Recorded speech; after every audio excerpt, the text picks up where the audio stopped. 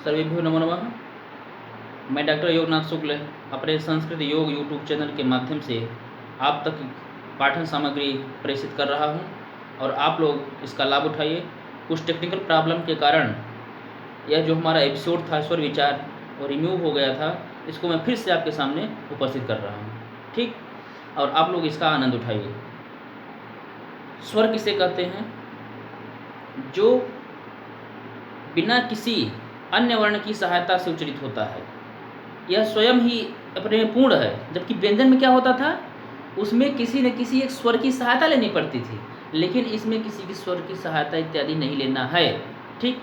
यह स्वयं ही उच्चारित होता है, यह अपने आप में पूर्ण है, ठीक। जबकि व्यंजन का जब हम उच्चारण करते थे जैसे क में, तो क प्लस अ जोड़ करके ही हम उच्चारण कर सकते हैं, ठीक। परंतु स्वर में इस तरह से नहीं है। तो स्वर कितने प्रकार के होते हैं? 3। वर्ण कितने प्रकार के होते हैं? 2। स्वर और व्यंजन, स्वर और व्यंजन। स्वर कितने प्रकार के हुए? 3। कौन कौन? ह्रस्व स्वर, दीर्घ स्वर और प्लुत स्वर, ठीक। तो हम लोग देखते हैं पहले ह्रस्व स्वर के बारे में। ह्रस्व स्वर अ, ई, उ, री, दृ, ठीक। इतने ये हैं 5। कितने हैं? 5। इनको क्या बोलते हैं हम? ह्रस्व स्वर के नाम से जानते हैं। इन 5 को ह्रस्व स्वर के नाम से जानते हैं। अ, ई, उ, री, दृ, ठीक। और दीर्घ स्वर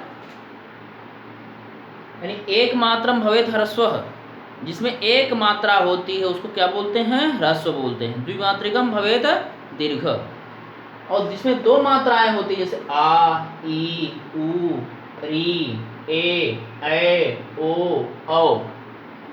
कितने हैं ये? 8। कितने हैं? 8। इन 8 को क्या बोलते हैं? दीर्घ स्वर बोलते हैं। फिर देख लीजिए, आ, ई, उ, री, ए, ओ, औ। ये क्या हुए? 8। क्या है ये? स्वर, ठीक। और दीर्घ स्वर हैं। क्या है? दीर्घ स्वर। इसी प्रकार से ए, ओ, औ। ये क्या है? ए, ओ, औ। इन्हें क्या बोलते हैं? ये संयुक्त स्वर भी कहे जाते हैं। क्या कहे जाते हैं? संयुक्त स्वर। इन्हें संयुक्त स्वर भी कहा जाता है, ठीक। जैसे अ प्लस ई बराबर ए, अ प्लस ए बराबर ए, अ प्लस उ बराबर ओ, अ प्लस ओ बराबर औ। फिर से देख लीजिए, अ जोड़ ई बराबर ए, अ जोड़ ए बराबर ए, अ जोड़ उ बराबर ओ, अ जोड़ ओ बराबर औ, ठीक। तो ह्रस्व स्वर आप देख लिए, दीर्घ स्वर देख लिए। अब हम प्लुत स्वर की बात करते हैं, ठीक। जैसे प्लुत स्वर में क्या होता है?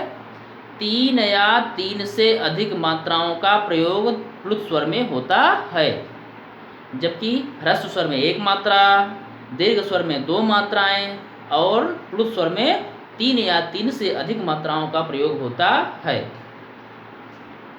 जैसे ओम का हम जब उच्चारण करते हैं, ओ,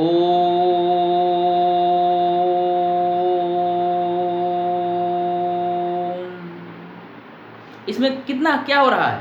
इसमें श्वास आपकी खींच रही है ना, लगता है 3 मात्राएं नहीं, 3 से पता नहीं कितनी ज़्यादा मात्राएं हो जा रही हैं, ठीक। इसलिए इसको क्या बोला जाता है?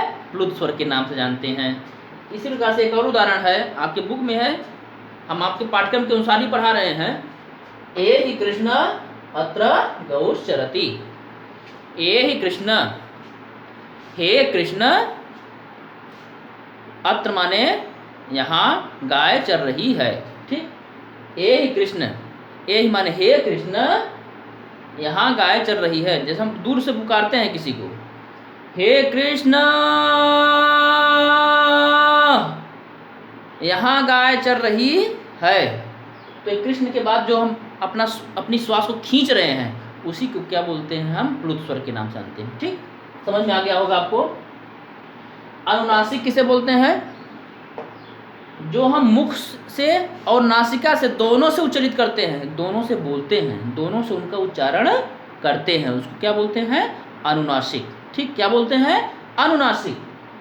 अर्थात नासिका से भी जिसका उच्चारण होता है। अ ई उ ए, जैसे है ना, अ ई उ री ली ए ऐ ओ औ। ठीक, फिर देख लीजिए, अ ई उ री ली ए ऐ ओ औ। और जिनका उच्चारण नासिका से नहीं होता है, केवल मुख से होता है, उनको बोलते हैं निरनुनासिक। क्या बोलते हैं? निरनुनासिक। जैसे अ ई उ री ली ए ऐ ओ औ।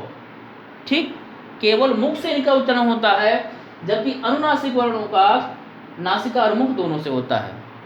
ठीक, जो ह्रस्व दीर्घ रुद्र जो स्वर हैं, ये सभी अनुनासिक और निरनुनासिक दोनों होते हैं। ठीक, अब मुझको जो आशा है कि आप लोग इसको समझ लिए होंगे और समझ करके इसका पूरा अभ्यास करिए। कहीं कोई समस्या हो तो हमको ज़रूर कमेंट करिए, और हमारे फ़ोन नंबर पर आप संपर्क कर सकते हैं 7499501748 7499501748 पर। धन्यवाद। और हमारे इस चैनल को लगातार आप लाइक करिए, शेयर करिए और सब्सक्राइब करिए, जिससे अन्य बच्चों को भी इसका लाभ मिल सके। अब झारखंड सरकार के कक्षा 9 से 12 तक का जो पाठ्यक्रम है संस्कृत का, व्याकरण का, वो मैं पूरा इस वीडियो के माध्यम से, इस चैनल के माध्यम से आपको पढ़ाने जा रहा हूँ और पढ़ा रहा हूँ। इसको आप लोग थोड़ा सा लाइक लीजिए ध्यान से। धन्यवाद।